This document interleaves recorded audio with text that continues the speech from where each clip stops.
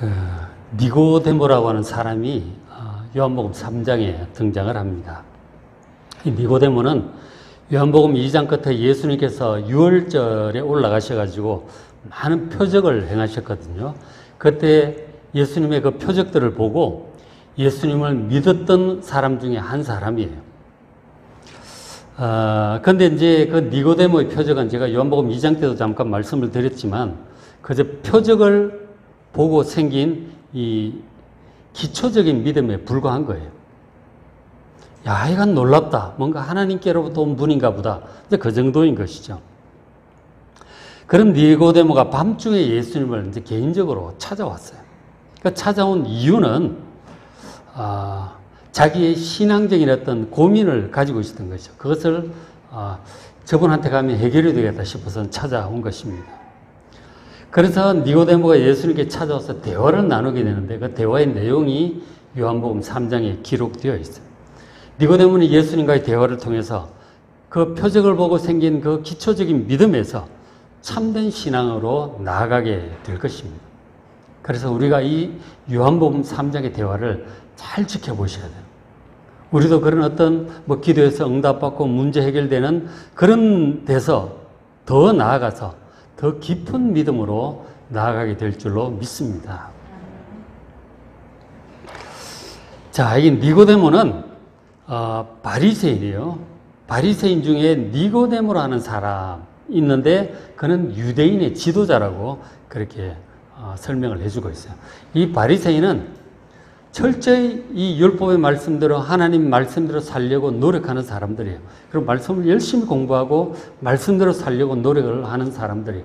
그래서 백성들의 존경을 다 받았고 가르침을 받았어요. 그렇게 하면서 이제 세월이 흐르다 보니까 니고데모가 백성들의 존경도 받고 실질적으로 백성들을 이끌어갈 수 있는 지도자가 되었던 것이죠. 이 지도자라고 하는 용어는 사내들인 공회원을 의미합니다. 사내들인 공회원은 우리나라로 치면 국회의원과 같은 거예요. 그러니까 나라 전체가 이제 큰 교회라고 할 수 있는 그 이스라엘이기 때문에 그 사내들인 공회원이라고 하는 것은 교회로 치면은 장로님들로 이제 볼 수 있겠죠. 근데 여기는 거대한 국가교회니까 굉장히 지도적인 위치에 있는 것이죠. 니고데모는 그래서 성경에 대해서 잘 아는 사람이고 그 말씀대로 율법대로 살려고 노력을 하는 사람이었어요. 자, 이런 니고데모임에도 불구하고 신앙적인 고민을 가지고 있었던 것이죠. 예수님께서 행하시는 표적들을 보니까 저분은 하나님께로부터 온 분이 맞나 보다. 그런 확신이 들었던 것이죠. 저분에게 찾아가면 나의 신앙적인 고민이 해결이 될 것 같다.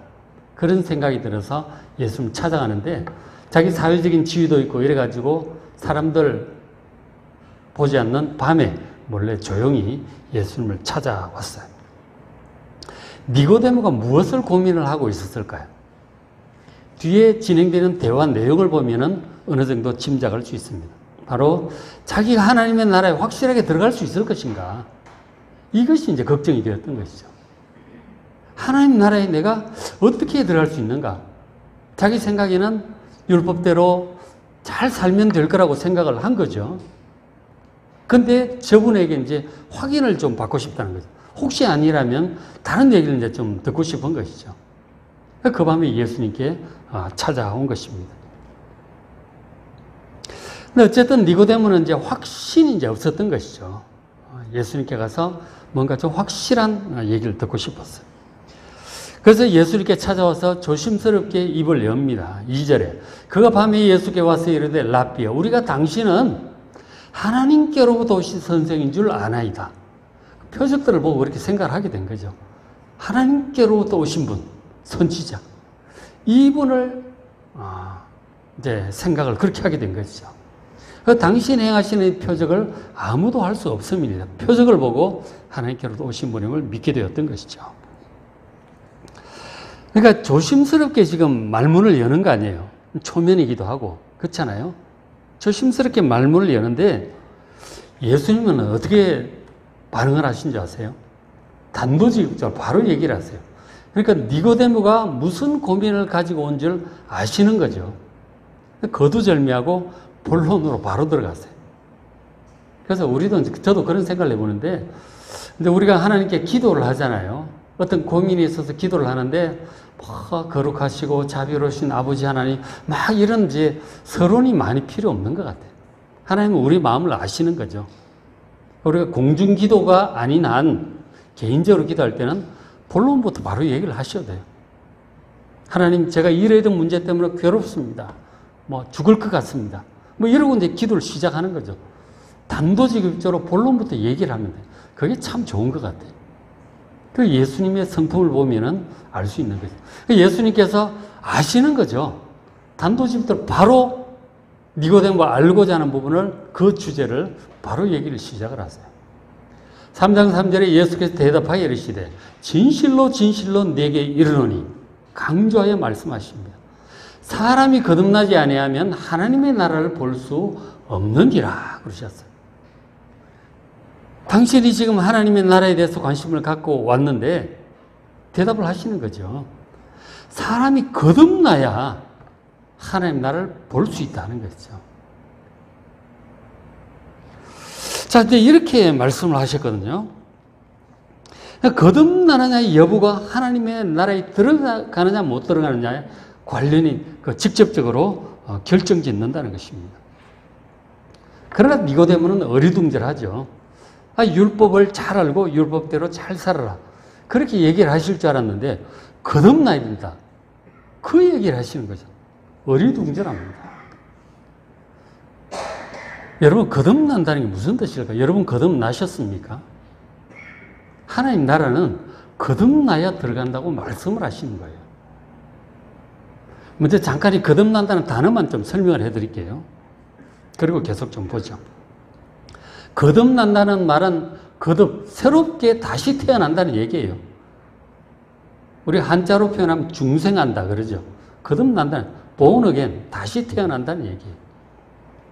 헬레아어로 게네테 아노텐이라는 단어가 다시 라고 하는 뜻도 있고 위로부터, 하늘로부터라는 뜻이 있습니다. 그러니까 다시 태어난다, 위로부터, 하늘로부터 태어난다. 하늘로부터 다시 태어난다는 얘기죠. 그래야 하나님 나라를 볼 수 있다고 지금 말씀을 하신 거죠. 그런 뜻으로 얘기를 하셨는데,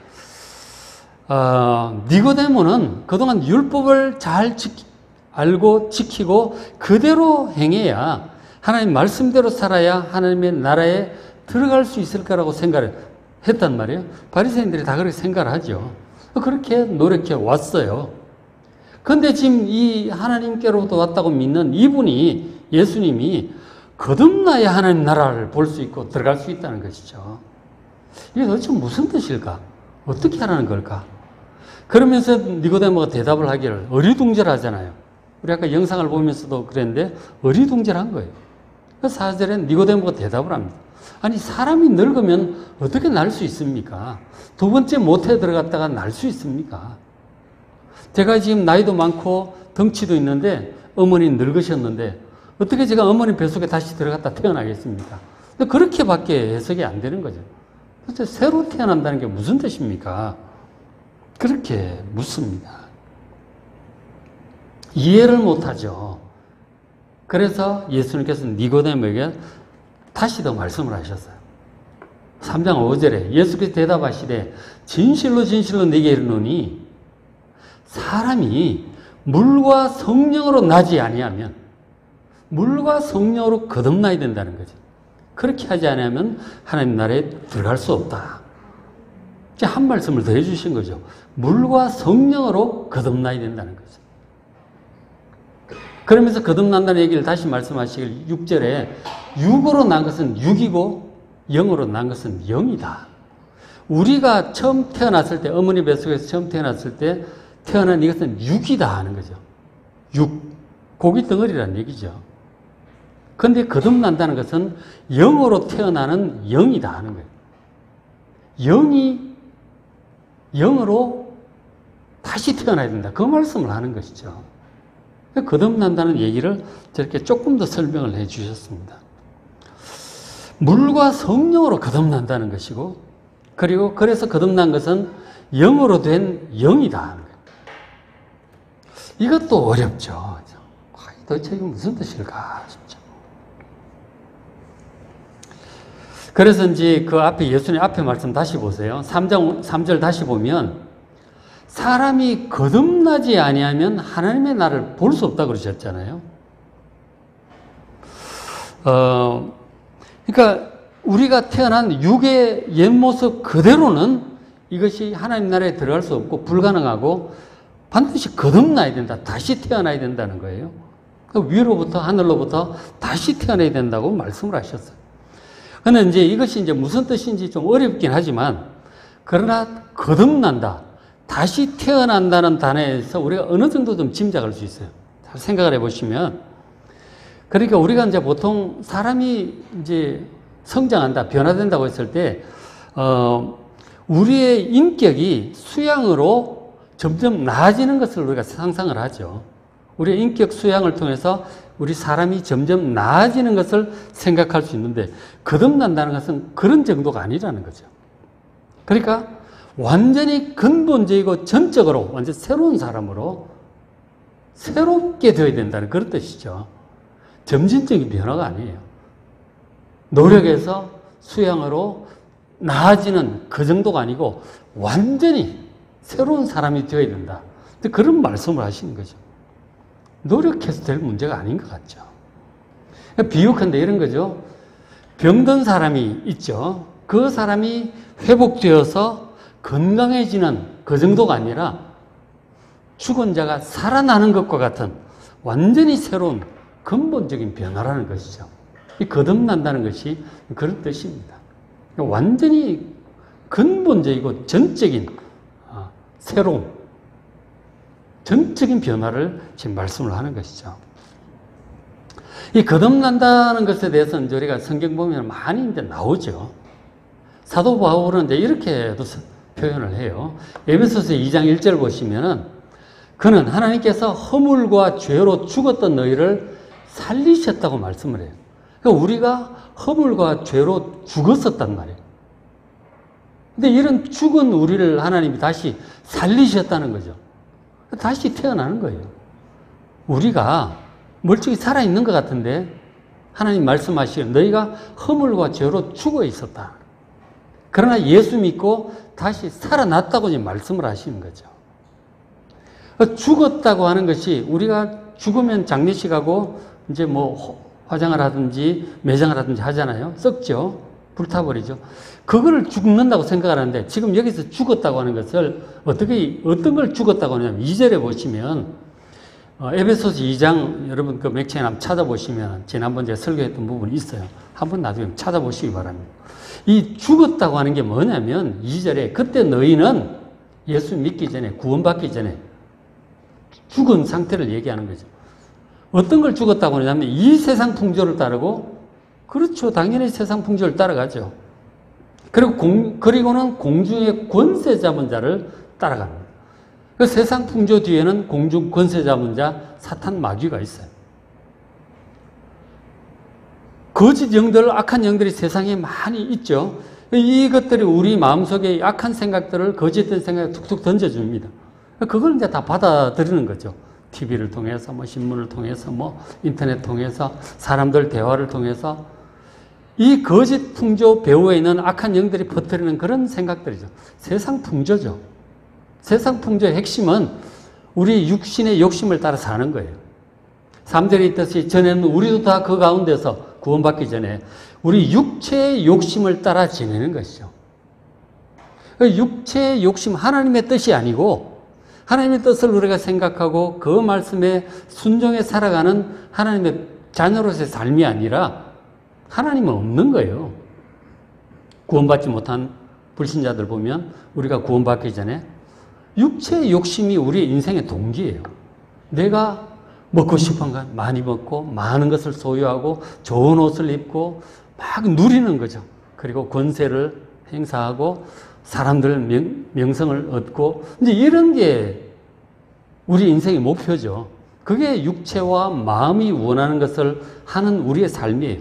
구원받지 못한 사람, 육체가 원하는 것. 그래서 돈을 많이 벌어야 되고 성공해야 되고 이제 그런 것이죠.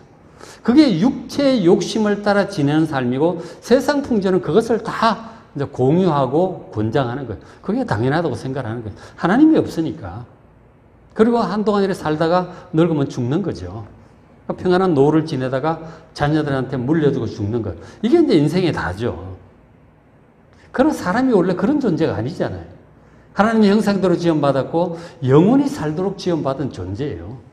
여러분 창세기 1장을 보시면 알잖아요. 영원히 살도록 지원받은 존재. 하나님의 뜻을 따라 세상을 다스리며 영광스럽게 영원토록 사는 존재란 말이에요. 그런데 죄를 범함으로 사형 선고를 받았죠. 우리 조상 아담과 하와가. 너는 흙에서 왔으니 흙으로 돌아갈 것이다. 사형 선고를 그래서 받게 되었고 죽게 된 거죠. 근데 원래 그게 정상이 아니에요. 영원히 살며 하나님의 뜻으로 온 세상 천지 만물을 다스리며 사는 게 이게 정상이란 말이에요. 그게 살아있는 거예요. 그러나 죽음을 선고받고 온지 살지만 우리가 죽어가는 거죠. 옛날에는 뭐 1000살 가까이 살다가 그래도 죽었고 지금 100살도 살기 어렵죠. 죽어가는 거예요. 이게 죽어있는 우리의 존재예요. 하나님도 모르고 영생도 없고 이게 죽었다고 하는 게 이런 뜻이에요. 그리고 이제 다시 살리셨다고 하는 것은 영생을 회복시켜 주셨다는 그런 말씀이에요. 하나님 앞에서 의롭게 되고 모든 죄를 용서받고 의롭게 되고 새 생명, 영생을 얻어서 영원토록 살게 되는 것이죠. 물론 우리가 한 번 죽는 것은 사람에게 정하신 것이기 때문에 죽죠. 그러나 우리에게는 이미 영생이 있고 우리가 죽으면 우리의 영혼이 천국에 가죠. 그리고 이따가 예수님 다시 오실 때 우리의 몸이 다시 부활하는 거예요. 그래서 새하늘과 새 땅에서 영원히 살게 되는 것입니다. 이것이 살아있는 자예요. 죽은 자는 하나님도 없고 육신의 욕심을 따라 세상 풍조를 따라 살다가 죽으면 영원한 멸망으로 끝나는 것이죠. 그게 죽은 자예요. 그러니까 지금 하나님 성경적으로 하나님 말씀에 의해서 살았다 죽었다가 뭔지를 아셔야 되는 것이죠. 우리의 허물과 죄로 하나님도 없이 영적으로 죽어서 이렇게 한 100년도 못 살다가 죽는 영혼이 멸망하는 이런 죽은 상태를 지금 죽었다고 얘기를 하는 것이죠. 그렇게 허물과 죄로 죽었던 우리를 예수님의 십자가의 그 보혈을 믿음으로 우리 죄가 용서받고 영으로 거듭나게 되고 새 생명을 영생을 얻은 것입니다. 이것이 거듭난 사람을 지금 묘사를 하고 있는 것이죠. 에베소서 2장 여러분 가서 다시 한번 좀 들어보시길 바랍니다. 그러니까 거듭났다고 하는 것은 이런 뜻인 것이죠. 죄와 허물로 죽은 우리를 영적으로 다시 살려주신 거예요. 그것이 사람이 거듭나는 것입니다. 그래서 이 거듭난다고 하는 것은 인간의 노력으로 되는 수준이 아니에요. 이것은 엄청난 일이기 때문에 오직 하나님만이 하실 수 있는 일입니다. 영적으로 죽은 우리를 어떻게 누가 뭐 수양으로 살리겠어요? 돌을 닦는다고 살게 공부 많이 한다고 되겠어요? 하나님이 살려주셔야 사는 거예요. 지금 그래도 허물과 죄로 죽었던 너희를 살리셨대잖아요. 지금. 예수님을 믿고 예수 안에 들어와 있는 자, 예수님의 새 생명을 얻은 자, 이미 영생을 소유하셨음을 믿으시기 바랍니다. 그런 사람이 거듭난 자예요. 그렇죠? 자, 그래서 이제 3장 5절 다시 보시면은 요한복음 3장 5절. 자, 사람이 물과 성령으로 이제 거듭난 자가 하나님 나라에 들어갈 수 있다고 말씀하는 것이죠. 그 영으로 난 영이다 하는 것입니다. 거듭나는 방법은 물과 성령으로 거듭나는 거예요. 근데 물과 성령으로 거듭난다는 게 무슨 뜻이었을까요? 예수님은 무슨 뜻으로 그런 말씀을 하셨을까요? 자, 성령은 우리가 알죠, 그죠? 삼위 하나님 성령께서 전능하신 능력으로 우리에게 그렇게 하시는 거예요. 그것은 뭐 어렵지 않아요. 성령께서 그렇게 하셨구나 생각을 할 수 있죠. 근데 물은 뭘까요? 물과 성령으로 거듭난다는. 그래서 물이 이제 무슨 뜻인지에 대해서 이 해석이 이제 좀 쉽지 않죠. 이게 도대체 뭘 얘기하는 걸까?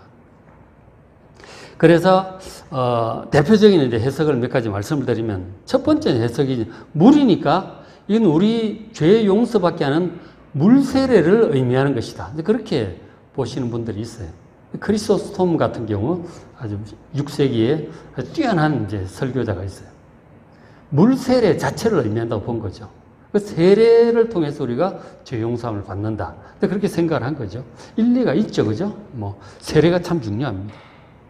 자, 그런데 이제 그것보다 그 외에 더 많은 학자들은 후대에 뭐 또 1100년 년 지나면서 성경을 자세히 이렇게 이제 볼 때에 물세례라기보다는 좀 더 포괄적으로 죄를 씻는 회개를 의미한다고 봅니다. 회개. 회개를 통해서 우리가 죄 씻음을 받게 된다는 거죠. 충분히 그렇게 볼 수 있죠. 자, 그런가 하면은 또, 보시면은, 자, 일본의 크리소스톰 같은 경우는 물세를 의미한다고 본 것이죠. 많은 학자들은 죄를 씻는 회개. 이 세례만 그렇게 좁게 보기에는 이게 이제 세례 자체에 그러면은 있는가? 세례 자체의 어떤 상당히 캐톨릭적인 이제 해석이 되어 가는 거죠. 예식 자체에 어떤 능력을 부여해 버리는 거죠. 중요하긴 하지만 실제로 우리가 죄 용서 받는 것은 사실 회개를 통해서 죄 용서 받는 거예요. 그래서 2번의 해석이 나오게 되죠. 그런데 또 성경 구절을 보면은 베드로전서 1장 23절 이런 데 보면은 물로 씻어 말씀으로 거룩하게 한다는 그런 말씀이 있어요. 그러니까 이 우리의 죄를 용서하는 말씀이다. 말씀으로 거듭난다는 그런 말씀들이 있거든요. 그래서 성경 말씀을 가리키는 것이다 라고 보기도 해요. 어쨌든 1, 2, 3번 전체적으로 우리 죄를 씻는 어떤 그런 걸 얘기하는 거죠. 물세례든 회개든 말씀이든 다 우리 죄를 씻어내는 어떤 것으로 물을 지금 보고 있는 거죠. 씻어내는 거예요. 그죠? 그래서 물과 성령이라고 얘기를 하고 있습니다. 그래서 이제 종교개혁자 칼빈 같은 경우는 물과 성령은 동일한 것이다. 그렇게 보는 거예요. 우리 죄를 씻어내는 성령의 역사를 보는 거죠. 물과 같은 성령, 이런 뜻이죠. 공관복음에서 보면은 예수님을 어떻게 표현하냐면은 예수님은 성령과 불로 세례를 주시는 분, 그렇게 표현해요. 불과 같은 성령이죠. 이거는 이제 죄를 태워버림으로 죄를 정결하게 하시는 예수님의 역사를 얘기하잖아요. 그러니까 역시 죄를 태워버리는 불과 같은 성령이죠. 여기는 물과 성령, 죄를 씻어버리는 물과 같은 성령을 얘기하는 거죠. 다 이제 이 성령의 역사로 우리 죄를 씻어버리는 걸 얘기하는 거죠. 물과 성령으로 거듭난다고 하는 것이. 그렇죠? 죄를 씻어버리는 것을 이제 의미하는 성령의 사역을 의미하는 것입니다. 그래서 이제 이런 이제 것과 같은 예언을 600년 전에 예수님보다 한 600년 전에 에스겔 선지자를 통해서 하나님 말씀하신 바가 있어요. 요즘 우리 에스겔서 맥체인 보고 있잖아요. 36장 25절에 맑은 물을 너에게 뿌려서 너희로 정결하게 할 것이다. 맑은 물을 뿌려서 너희를 정결하게 할 것이다. 그렇게 말씀하셨어요. 어떤 죄, 너희 모든 더러운 것, 모든 우상 숭배에서 너희를 정결하게 할 것이다. 그 당시 유다 예루살렘 백성들이 세상 풍조를 따라 우상을 섬기고 육신을 따라 그렇게 삶으로 더러워졌죠. 결국 예루살렘 멸망하고 말잖아요. 그 죄, 그 심령을 더럽게 한 그 죄, 모든 죄를 하나님께서 정결하게 할 맑은 물을 뿌리겠다고 말씀을 하셨어요. 바로 이것이 물과 성령인 것이죠. 우리를 정결케 할 물과 성령을, 물과 같은 성령을 말씀하신 것이죠. 이렇게 예고를 하신 것입니다. 그리고 이제 그 다음에 영으로 난 영이라는 말씀을 또 조금 생각을 해보겠습니다. 영으로 난 영이, 영으로 난 것이 영이라고 하죠. 우리 육신은 부모님의 육체로부터 우리 육체를 물려받았잖아요. 그런데 영은, 우리의 영혼은, 이 새 생명은 영으로 나는 거라고 말씀을 하는 거죠.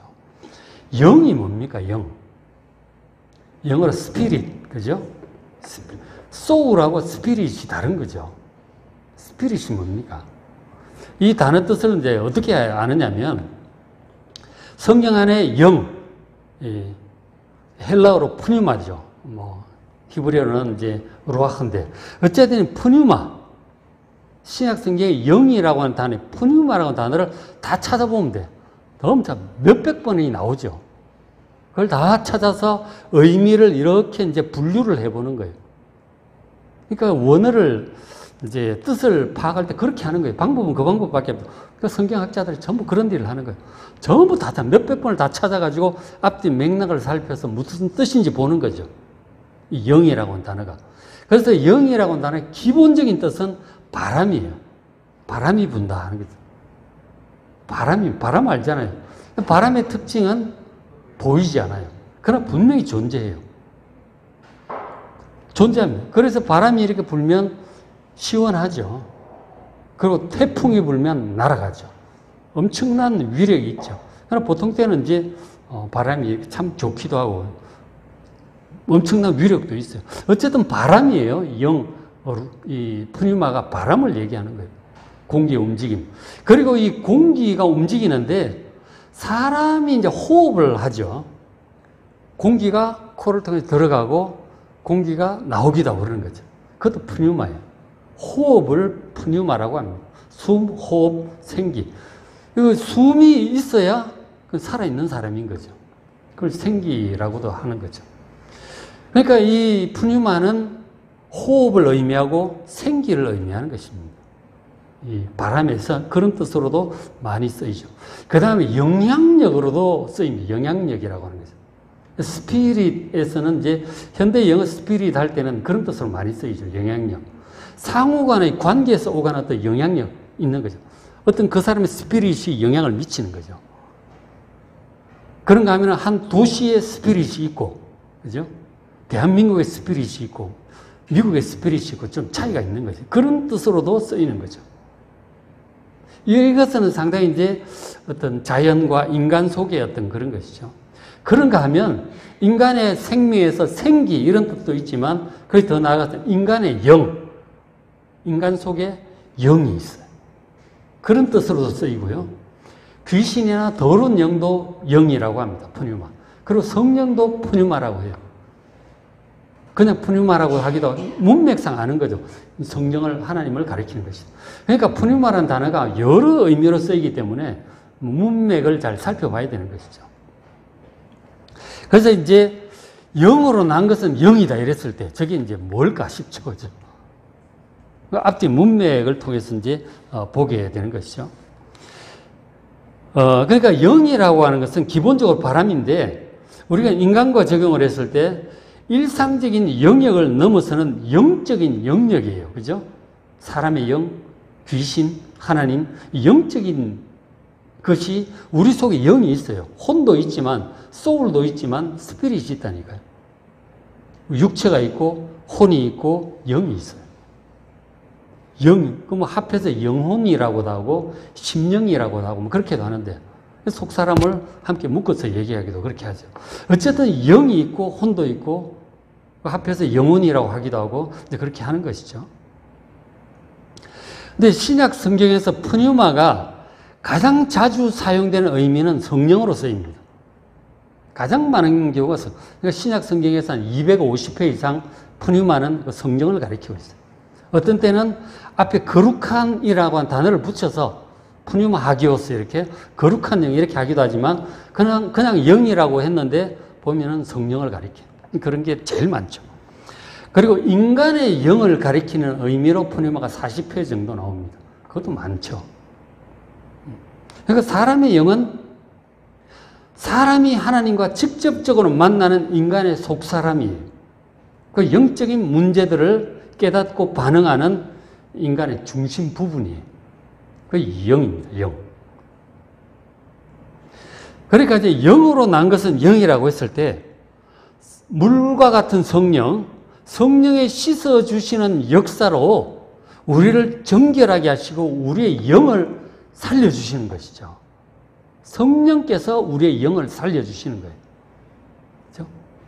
그 영으로 난 것은 영이라 라고 하는 주님 말씀은 성령으로 난 것은 바로 새롭게 살아난 우리의 영인 것이죠. 물과 같은 성령의 씻어냄으로 우리를 정결케 하시고 우리의 영을 새롭게 살려내신 것. 그게 영으로 난 것은 영이다. 이런 뜻이죠. 그렇죠? 그래서 에스겔서를 다시 보면 25절 아까 봤죠. 맑은 물을 우리에게 뿌려서 정결하게 한다고 그랬잖아요. 그리고 26절에 하나님 말씀하시기를 또 새 영을 너희 속에 둘 것이고 새 마음을 너에게 줄 것이다.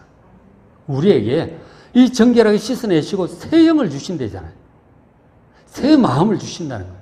그 다른 표현으로 너희 육신에서 굳은 마음을 제거하고 부드러운 마음을 줄 것이다. 새 마음, 새 영이죠. 새 영혼, 새 심령.